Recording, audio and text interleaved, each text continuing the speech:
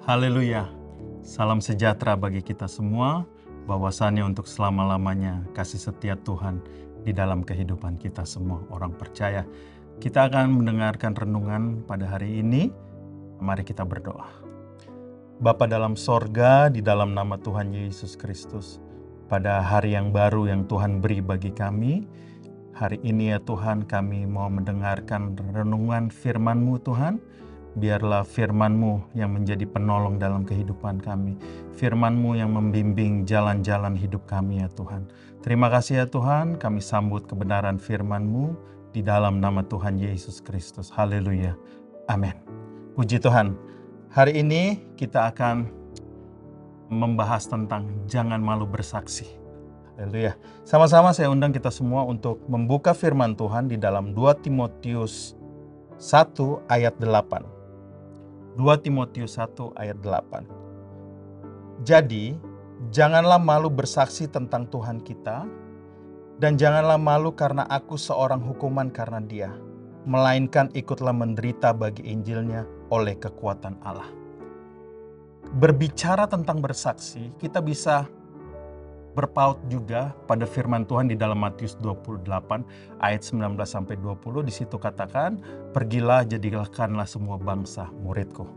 Jadi untuk saat ini mari sama-sama saya mau ajak kita semua mengambil contoh pada firman Tuhan, yaitu di dalam kehidupan Petrus.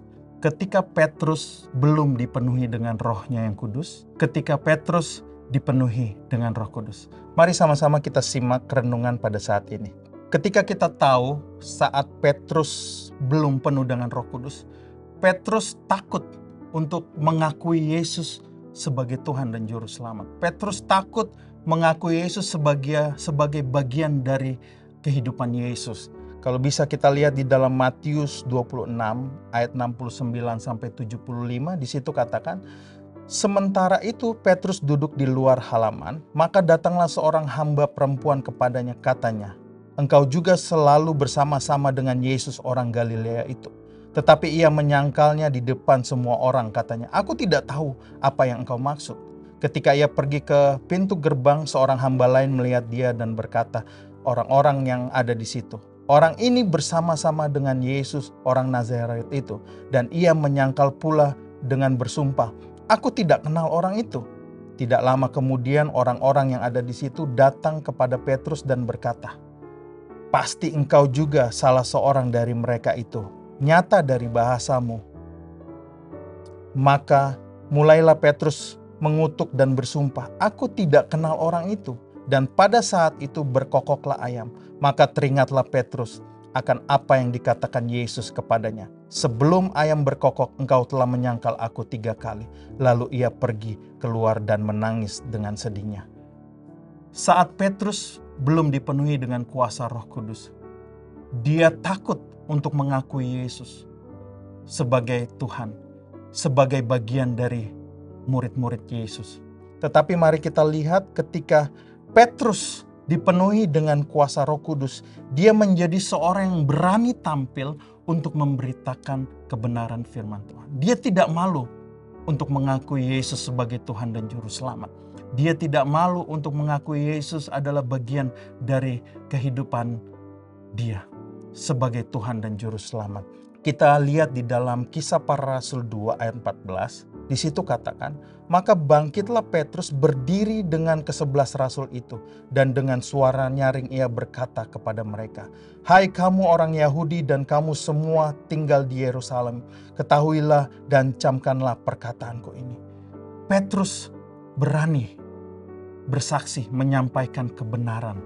Kita lihat di sini perbedaannya, ketika Petrus belum dipenuhi Roh Kudus, dia menyangkal Yesus, dia takut untuk mengakui Yesus. Dia malu untuk bersaksi tentang Yesus. Tetapi ketika Petrus dipenuhi dengan Roh Kudus, kita bisa lihat di sini. Petrus tampil berani untuk menyampaikan kebenaran. Kisah Para Rasul 2 ayat 37-38 katakan, ketika mereka mendengar hal itu, hati mereka sangat terharu. Lalu mereka bertanya kepada Petrus dan rasul-rasul yang lain, apakah yang harus kami perbuat saudara-saudara? Jawab Petrus kepada mereka, Bertobatlah dan hendaklah kamu masing-masing memberi dirimu dibaptis dalam nama Yesus Kristus untuk pengampunan dosamu, maka kamu akan menerima karunia Roh Kudus. Haleluya. Karena Roh Kudus, Petrus mampu. Dikatakan di dalam Kisah 1 ayat 8, tetapi kamu akan menerima kuasa kalau Roh Kudus turun ke atas kamu. Di dalam 2 Timotius 1 ayat 7 juga dikatakan di situ, sebab Allah memberikan kepada kita bukan roh ketakutan, melainkan roh yang membangkitkan kekuatan, kasih, dan ketertiban. Bukan hanya berani memberitakan Injil saja saat Petrus penuh dengan Roh Kudus, tetapi ia mendapat karunia untuk menyembuhkan orang sakit, melakukan mujizat seperti yang Yesus lakukan. Kita lihat di dalam Kisah Para Rasul 3 ayat 1-10. Situ Petrus menyembuhkan orang lumpuh. Di dalam Kisah Para Rasul 4 ayat 1-4, Petrus ditangkap. Di situ dikatakan karena dia memberitakan tentang Tuhan Yesus Kristus, tetapi dia tidak takut. Mari kita sama-sama lihat di dalam Kisah Rasul 4 ayat 1-4. Di situ katakan, ketika Petrus dan Yohanes sedang berbicara kepada orang banyak, mereka tiba-tiba didatangi imam-imam dan kepala pengawal bait Allah serta orang-orang Saduki. Orang-orang ini itu sangat marah karena mereka mengajar orang banyak dan memberitakan bahwa dalam Yesus ada kebangkitan dari antara orang mati. Mereka ditangkap dan diserahkan ke dalam tahanan sampai keesokan harinya karena hari telah malam. Tetapi di antara orang yang mendengar ajaran itu banyak yang menjadi percaya sehingga jumlah mereka menjadi kira-kira 5.000 orang laki-laki. Ada banyak orang yang menjadi percaya kepada Yesus karena perkataan Petrus penuh dengan kuasa.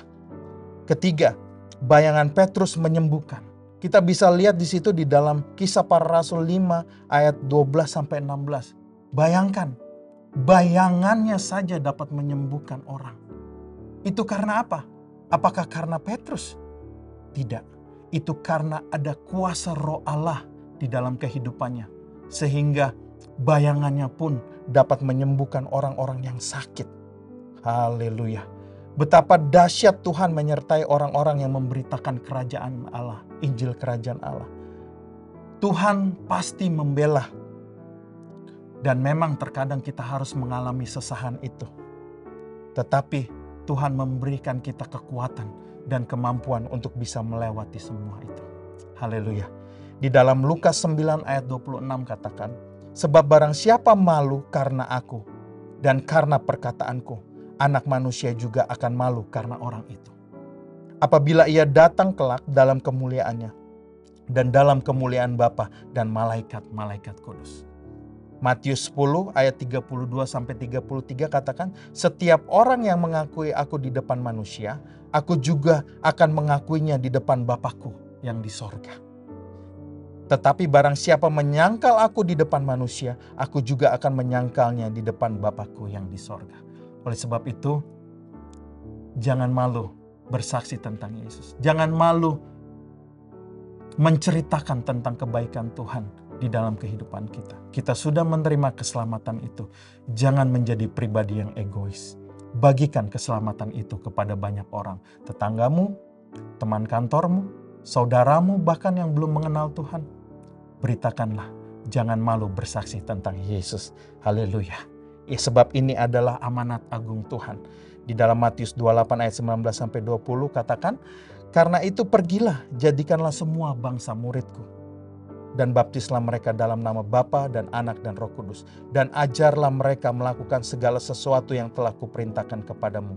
Dan ketahuilah, aku menyertai kamu senantiasa sampai kepada akhir zaman. Tuhan pasti menyertai kita. Haleluya. Mari kita berdoa. Bapa di dalam sorga, di dalam nama Tuhan Yesus Kristus, terima kasih untuk keselamatan yang Tuhan beri bagi kami.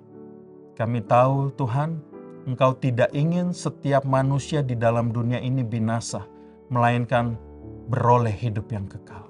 Itu sebabnya kami ingin membagikan berita keselamatan ini juga kepada banyak orang. Kami tahu Tuhan memberikan kami bukan roh ketakutan, tetapi roh yang membangkitkan kekuatan, kasih, dan ketertiban. Kami percaya Tuhan kami mampu dan kami tidak malu untuk memberitakan tentang Engkau ya Tuhan. Terima kasih Tuhan, inilah yang menjadi doa dan permohonan kami. Dalam nama Yesus Kristus, kami berdoa dan mengucap syukur. Haleluya. Amin. Bersama Yesus, aku kuat.